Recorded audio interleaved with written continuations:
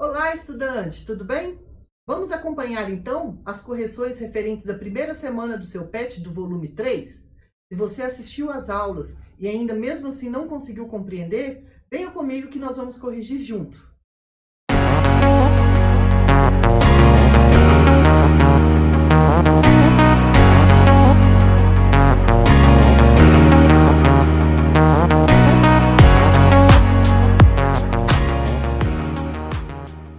Ai, tá voando, tudo bem? Vamos corrigir então as atividades referentes à primeira semana do seu PET? Vocês viram então na aula com o professor Bruno, onde ele falou do sistema digestório. Vamos lá. Quais são, então, os tipos de digestão que vão ocorrer na boca? E diferenciem-as. Nós sabemos, então, que na boca ocorrem dois tipos de digestão. O que nós chamamos de digestão mecânica, que vai ser o quê? A mastigação, porque não vai envolver substâncias químicas que vão atuar no movimento. Desculpa, no alimento. Então, quando nós falamos, mastigação, digestão mecânica, então são órgãos ou estruturas do nosso corpo que vão estar atuando. Nesse caso, a mastigação ela vai o quê? Vai envolver o dente, a língua, onde o dente vai triturar esse alimento e essa língua vai fazer essa movimentação. Quando falamos também de um outro tipo de digestão que vai acontecer na boca, vai ser a digestão química, isso mesmo. A digestão química já vai envolver substâncias, né, participação então de enzimas que vão atuar sobre o alimento, como é o caso, por exemplo, da amilase salivar, da nossa saliva. A saliva ela contém uma enzima chamada de amilase e ela vai ser responsável em dissolver, em digerir, né, em quebrar as moléculas de amido. Então, olha que legal. Ao mesmo tempo que nós estamos mastigando, então quebrando esse alimento em porções menores, vem lá então a saliva que vai misturar, fazer esse bolo alimentar. Fazendo isso, ela vai quebrar então as moléculas de carboidratos mais complexos, que nós chamamos de amilase salivar. Tranquilo? 2. Quais são as substâncias digeridas na boca, no estômago e no intestino delgado? Vamos lá.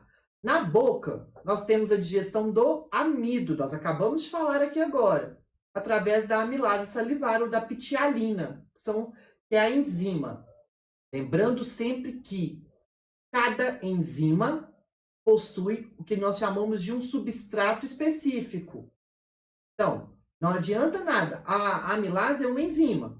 Jogo a amilase em cima de um pedaço de carne de uma proteína, ela não vai conseguir fazer a digestão, porque essa amilase, ela é uma enzima específica para fazer a digestão do amido. No estômago, vai acontecer a digestão das proteínas através de uma enzima chamada de pepsina. No intestino delgado, ocorre a digestão dos lipídios, tá? Que vão ser enzimas chamadas de lipases. Olha só que interessante. Na boca, amido, carboidrato, estômago, proteínas, intestino delgado, lipídios. 3. Qual a função, então, da língua nesse processo de digestão? A língua, então, nós sabemos que ela vai ser responsável o quê? Primeiramente pelo paladar. Então, é através da língua e das suas papilas gustativas que nós conseguimos saber o sabor das coisas. Né? Se é doce, amargo, salgado, azedo, umami. E depois, ela tem uma função de quê? De movimentar o alimento também. Quando a gente está mastigando, a língua ela vai movimentar esse alimento, auxiliando também na deglutição. Então, olha que tanta função que tem a língua. Né? 4. O que são movimentos peristálticos? Movimentos peristálticos, gente, ou peristaltismos, vão ser aqueles movimentos onde o tubo digestório, né, o nosso esôfago, esse tubo muscular longo que nós temos aqui, ele vai o quê? Vai fazer movimentos musculares empurrando o bolo alimentar, tá? Então, são movimentos que vão permitir que o alimento transite pelo nosso tubo digestório. Eles ocorrem, então, graças a quem? A movimento de músculos, são músculos lisos, que vão ser encontrados em porções do nosso esôfago, estômago, intestino, e que vão garantir que o bolo alimentar chegue ao estômago, e que o bolo fecal seja eliminado do corpo. Tranquilo? 5. Qual é a principal enzima que vai atuar no estômago? Nós acabamos de falar dela. Vai ser, então, a pepsina. Vai ser uma enzima responsável em quebrar proteínas. Essa pepsina, ela vai ser inicialmente liberada, né, em uma forma inativada, ou seja, inativa, que não vai ter uma função, que é chamada de pepsinogênio. Só a título de curiosidade para vocês entenderem como que funciona esse processo. Então, quando esse pepsinogênio ele vai ser liberado dessa forma inativada, ele não vai fazer proteína, ele não vai fazer a digestão da proteína, não. Só quando ele entrar em contato com o nosso famoso suco gástrico, que a principal substância composta desse suco gástrico é o ácido clorídrico, ele vai se transformar nessa forma ativa da enzima, que é a pepsina. A pepsina, nós sabemos que ela só vai atuar em meio ácido. Por quê? Porque ela foi liberada, então, nessa forma inativa, que nós chamamos de pepsinogênio, e é em contato com o ácido clorídrico que vai ativar essa enzima para, então, ter a função dela. Daí que a gente fala, então, que a pepsina vai digerir proteínas e ela vai ser responsável, né, pela digestão dessas proteínas e só vai atuar em um meio ácido. 6. Quais são as 3 porções do nosso intestino delgado? Nós sabemos que o nosso intestino delgado vai ser esse tubo muscular, né, que nós vamos ter aqui na nossa região abdominal. Ele vai ter vários, cerca de 6, 8, até 10 metros de comprimento, dependendo do porte físico da pessoa, né? E ele vai ser dividido em 3 regiões. Uma região inicial, que nós chamamos de duodeno, depois jejúnio e o íleo. São essas 3, então, porções básicas que é dividido o nosso intestino delgado. E aí, a pergunta é a pepsina. E a pepsina, nós sabemos que ela só vai atuar em meio... A questão 7, ela vai perguntar: qual a função do duodeno no processo digestivo?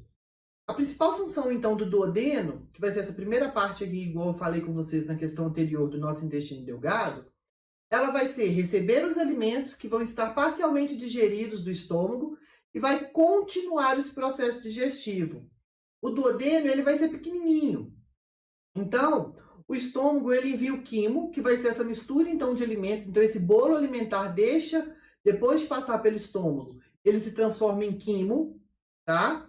E aos poucos, então, ele vai liberando, o estômago libera esse quimo aos poucos para o duodeno. Assim, esse trabalha em conjunto para o nosso processo de digestão. 8. O pâncreas e o fígado são glândulas anexas do nosso sistema digestório humano. Entre as funções do fígado, destaca-se a capacidade de produção de uma substância que atua emulsificando a gordura.